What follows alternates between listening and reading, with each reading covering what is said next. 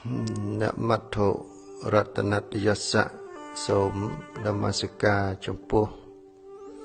ព្រះប្រជុំ3នៃព្រះត្រៃរតន៍ដោយសេចក្តីគោរពជ្រះថ្លាដល់ក្រៃលែងសូមនមស្ការក្រាបថ្វាយបង្គំសម្ដេចព្រះជាគណៈព្រះធេរានុធេរៈគ្រប់ព្រះអង្គជាទីគោរពសក្ការៈដ៏ខ្ពង់ខ្ពស់បំផុតសូមចម្រើនពរញាតិញោមពុទ្ធបរិស័ទទាំងអស់ជាទីរាប់អានក្នុងព្រះធម៌ដ៏សប្បុរសថ្ងៃនេះសូមគណៈម្ចាស់គ្រប់ព្រះអង្គញាតិញោមទាំងអស់បានសិក្សាស្វែងយល់អំពីកិច្ចប្រតិបត្តិនៅក្នុងព្រះពុទ្ធសាសនាជាការអប់រំចិត្តទូមានចិត្តឃុំក្រងចិត្តរក្សាទៅតាមធម៌វិន័យរបស់អង្គព្រះសម្មាសម្ពុទ្ធព្រមគ្រូជាម្ចាស់ដើម្បីទុកជាសក្ការៈជាទីពឹងទីរលឹករក្សាដំណើរនៃជីវិតរបស់យើងឲ្យសម្រេចជាប្រយោជន៍សេចក្តីសុខសេចក្តីចម្រើនក្នុងឱកាសនេះ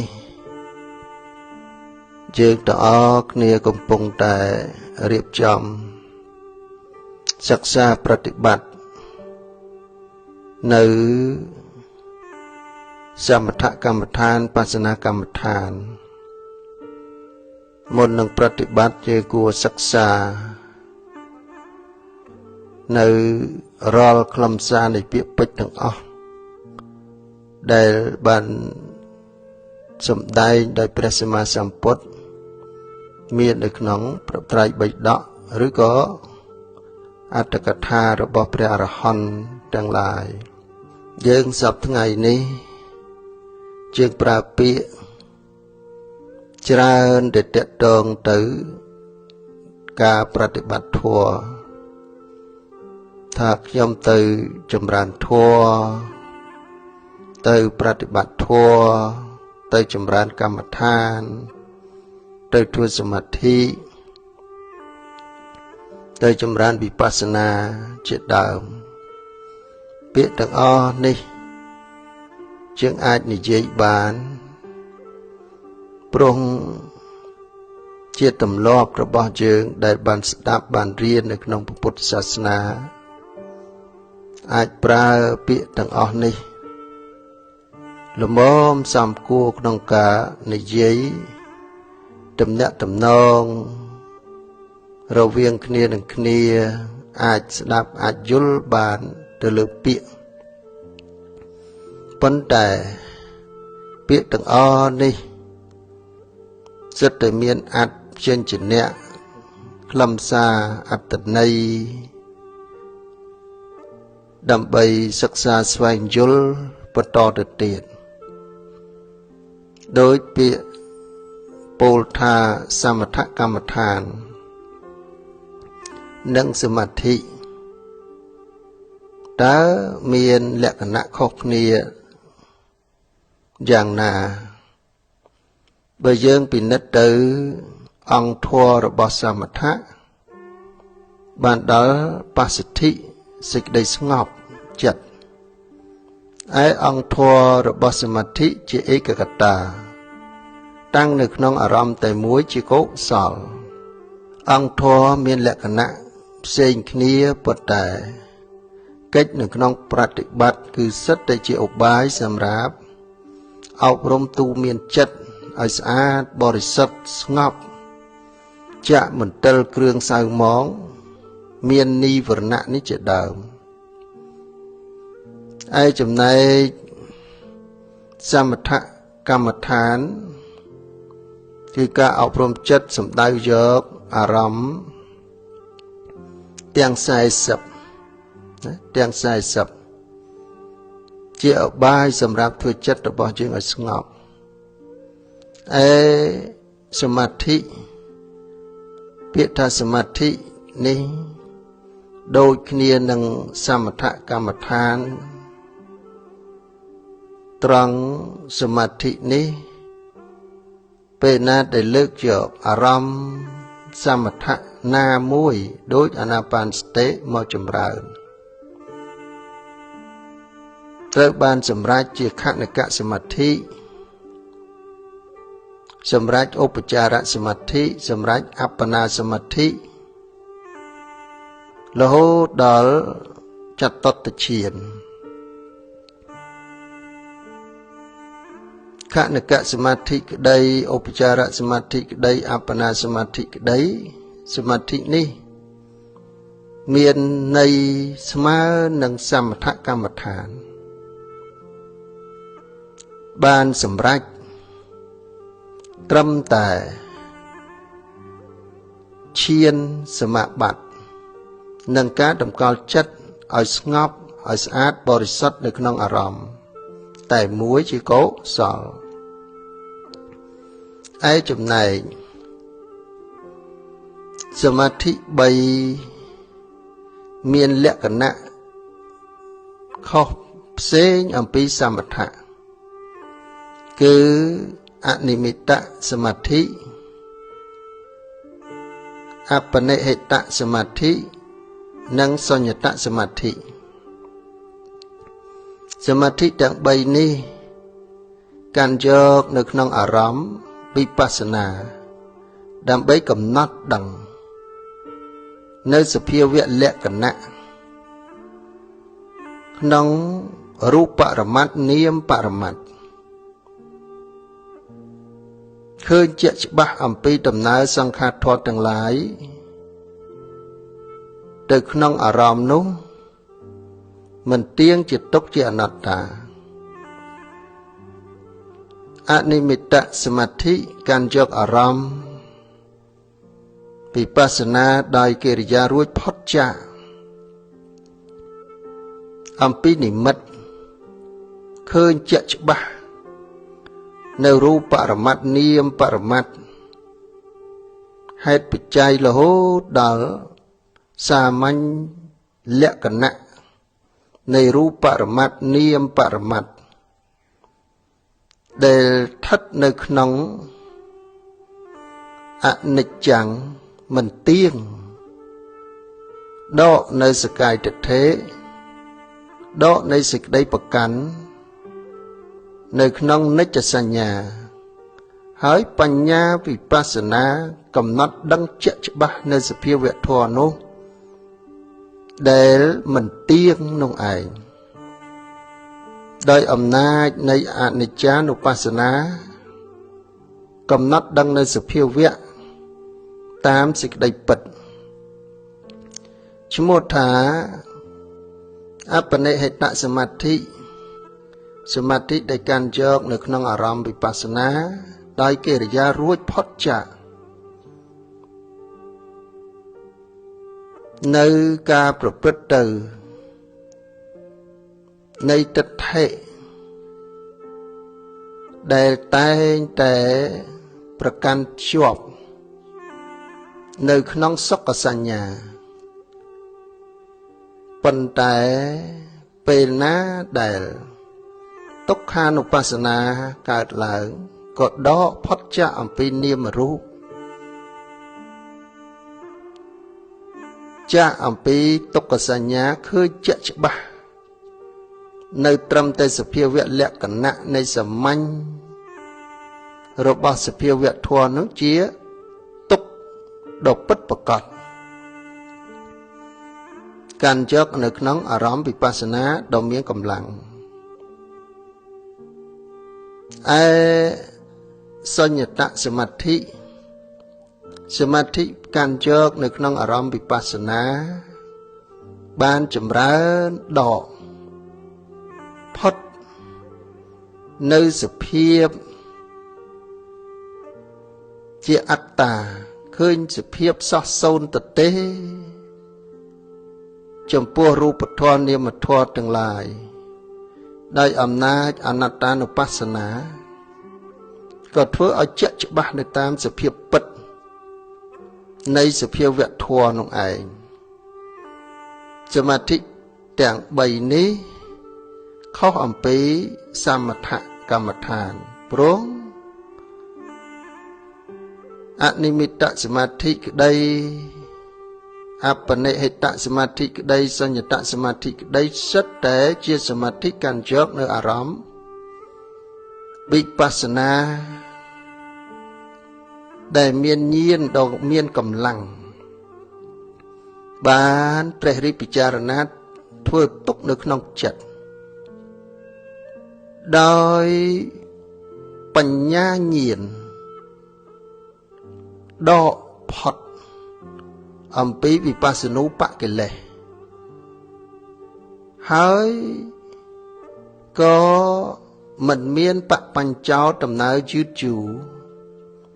តណ្ហាទិដ្ឋិនឹងមានះជាគ្រឿងរារាំងនៅក្នុងចិត្តវិបស្សនានេះមានអានុភាពញ៉ាំងបញ្ញារបស់យើងឲ្យកាន់តែជ្រាបនៅក្នុងអនុវិបស្សនា4បន្ថែមទៀតនិព្វទានុបស្សនាវិរិយគានុបស្សនានិរោធានុបស្សនារហូតដល់បដិនិស្សគានុបស្សនាបញ្ញាឃើញច្បាស់នៅសង្ខារធម៌ទាំងឡាយគួរនឿយណាយមិនមានតម្រេកមិនមានសេចក្តីប្រាថ្នាផុតចាកអំពីសេចក្តីប្រកាន់នៅក្នុងឧបាទានបញ្ញខណ្ឌមកដល់ត្រឹមនេះសមាធិនេះឈ្មោះថាមគ្គសមាធិព្រោះមានអំណាចដេចជះញ៉ាំងនៅគុណធម៌បានឃើញជាក់ច្បាស់នៅអារម្មណ៍ព្រះនិព្វានដោយកម្លាំងមគ្គញ្ញាណផលកញ្ញាណកើតឡើងរលាស់ចោលនៅសង្ខារធម៌កាន់យកនៅអសង្កតៈដែលជាអារម្មណ៍ព្រះនិព្វានបើវិបស្សនាជាអនិមិត្តសមាធិកាន់យកអារម្មណ៍ក្នុងវិបស្សនាដល់តែមគ្គកើតឡើងកាន់យកអារម្មណ៍ព្រះនិព្វានបានលោកពោលថាជាអនិមិត្តវិមោកដោយការរួចចាកស្រឡះនៅអាសវៈធម៌ទាំងឡាយដោយអំណាចនៃព្រះនិព្វានបើការកាន់យកនៅអារម្មណ៍វិបស្សនាដោយអបនិហិតសមាធិកំណត់ដឹងនៅក្នុងទុក្ខានុបស្សនាដល់បានសម្រេចនៅមគ្គផលកាន់យកអារម្មណ៍ព្រះនិព្វានឈ្មោះថាអបនិហិតវិមោករួចផុតស្រឡះនៅសង្ខារធម៌ទាំងឡាយដោយអំណាចនៃព្រះនិព្វានជាទីខ្សែមចាកនៅអសវៈធម៌ទាំងឡាយនោះបានឯចំណែកសញ្ញតសមាធិកាន់យកនៅក្នុងអារម្មណ៍វិបស្សនាដល់មគ្គកើតឡើងកាន់យកអារម្មណ៍ព្រះនិព្វានคล้ายទៅជាសញ្ញតវិមោកដោយការរួចផុតស្រឡះនៃសង្ខារធម៌ទាំងឡាយដោយអំណាចនៃព្រះនិព្វានជាទីខ្សែមចាកនៅរាគៈជាដើមកាន់យកនៅអារម្មណ៍ព្រះនិព្វានទោះបីជាអនិមិត្តវិមោកក្តីអបនិហិតវិមោកក្តីសញ្ញតវិមោកក្តីទាំងអស់នេះជាមគ្គសមាធិជាមគ្គសមាធិហើយទទួលបាននៅផលអានិសង្សនៃសមាធិភាវនានេះទទួលបានប្រយោជន៍ដ៏ក្រៃលែងទាំងសុខក្នុងលោកយៈសុខក្នុងលោកតរៈផលរបស់សមាធិភាវនានេះបានសម្រេចទី1គឺតថធម្មវិហារៈទទួលបាននៅសេចក្តីសុខក្នុងបច្ចុប្បន្នដ៏ក្រៃលែង ទាំងផ្លូវកាយទាំងផ្លូវចិត្តញាណទស្សនៈបញ្ញាញាណឃើញជាក់ច្បាស់នៅសភាវៈធម៌ក្នុងលោកយៈអោនទៅកាន់យកនៅមគ្គញាណផលកញាណបច្ចវេកនញាណធ្វើឲ្យជាក់ច្បាស់នៅព្រះនិព្វាននោះបានសតិបញ្ញាឬក៏សតិសម្បញ្ញៈទី3ជាបុគ្គលបានអប់រំល្អហើយមានសតិមានសម្បញ្ញៈឃ្លាវខ្លារក្សានៅឥន្ទ្រីបានល្អប្រសើរដល់ក្រៃលែងក្នុងការកម្ចាត់បងនៅអភិជានិងទោមនស្សនៅក្នុងលោកនេះបានសម្រេចនឹងអាសវគយៈសមាធិភាវនានេះមានប្រយោជន៍ក្នុងការលះបង់នៅអាសវៈធម៌ទាំងឡាយដែលជាគ្រឿងសៅមងដេកត្រាំនៅក្នុងសន្តានចិត្តឲ្យផុតឲ្យរួចស្រឡះដោយអំណាចបានធ្វើឲ្យជាក់ច្បាស់នៅអារម្មណ៍ព្រះនិព្វានជាទីខ្សែមចាកនៅសេចក្តីទុក្ខទាំងពួងផងនេះជាប្រយោជន៍ដ៏សំខាន់របស់អ្នកដែលបានចម្រើននៅក្នុងសមាធិភាវនាឯចំណែកប្រយោជន៍របស់សមថកម្មដ្ឋានបានទទួលនៅសេចក្តីសុខតែលោកយៈទេទី1បានសេចក្តីសុខនៅក្នុងបច្ចុប្បន្នពេលណាដែលបានសម្រេចនៅឈានសមាបត្តិទី2ផលរបស់សមថៈដែលបានសម្រេចនៅគុណធម៌ជាឫសគល់នៃវិបស្សនាទី3ជាឫសគល់របស់អភិជ្ញា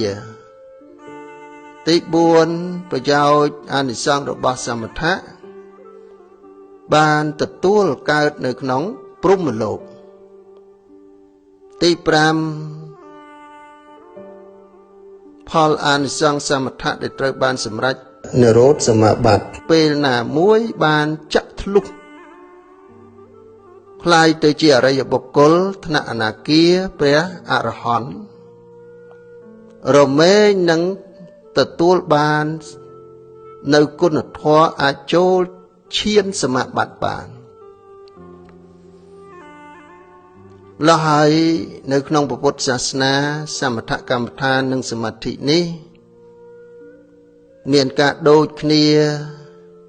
ដោយសារសមាធិខាងលើ3ជាខនិកសមាធិឧបចារសមាធិអបណាសមាធិនៅក្នុងមហាកុសលនិងក្នុងរូបាវចរៈនិងអរូបាវចរៈជាមហកតចិត្តប៉ុន្តែសមាធិខាងក្រោមដោយកម្លាំងនៃវិបស្សនាទៅជាអនិមិត្តសមាធិអបនិហិតសមាធិ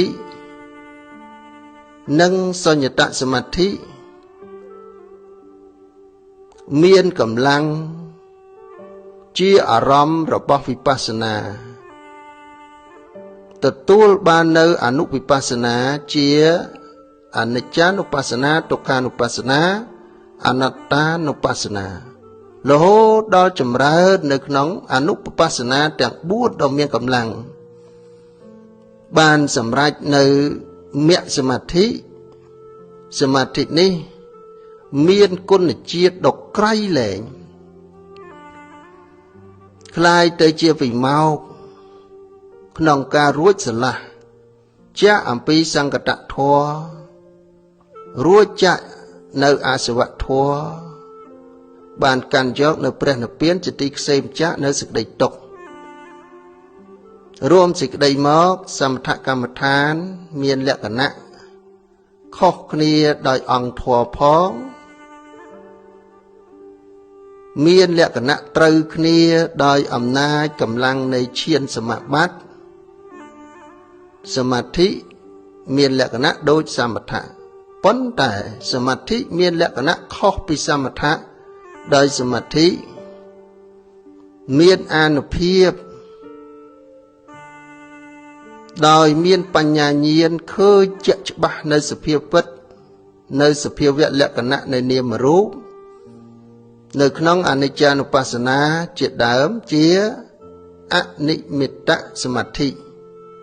រហូតដល់មគ្គសមាធិមានកម្លាំងបានសម្រេចរហូតដល់មគ្គញាណផលកញាណបច្ចវេកណញាណកាន់យកនៅអារម្មណ៍ព្រះនិព្វានជាទីខ្សែម្ចាស់នៅសេចក្តីទុក្ខត្រង់សេចក្តីនេះចង់បញ្ជាក់ថាសមថកម្មដ្ឋាននិងសមាធិនេះមានលក្ខណៈដូចគ្នាខ្លះមិនដូចគ្នាខ្លះទៅតាមសភាវៈនៃការចម្រើននៃការប្រតិបត្តិដូច្នោះសូមគណៈម្ចាស់គ្រប់ព្រះអង្គយោមញាតិទាំងអស់សិក្សាស្វែងយល់អំពីពុទ្ធវចនៈរបស់ព្រះសម្មាសម្ពុទ្ធដើម្បីងាយស្រួលក្នុងការបកស្រាយអធិប្បាយសិក្សាឲ្យកាន់តែយល់ជាក់ច្បាស់នៅក្នុងការប្រើនៅពាក្យពេចន៍របស់ព្រះសម្មាសម្ពុទ្ធឲ្យបានល្អប្រសើរមិនឲ្យច្រឡំសូមប្រគេនពរសូមចម្រើនពរនៅមង្គលពរទាំង4ប្រការគឺអាយុវណ្ណៈសុខៈនិងពលៈកំបីអខណ្ឌឡើយអរគុណនិងអរគុណ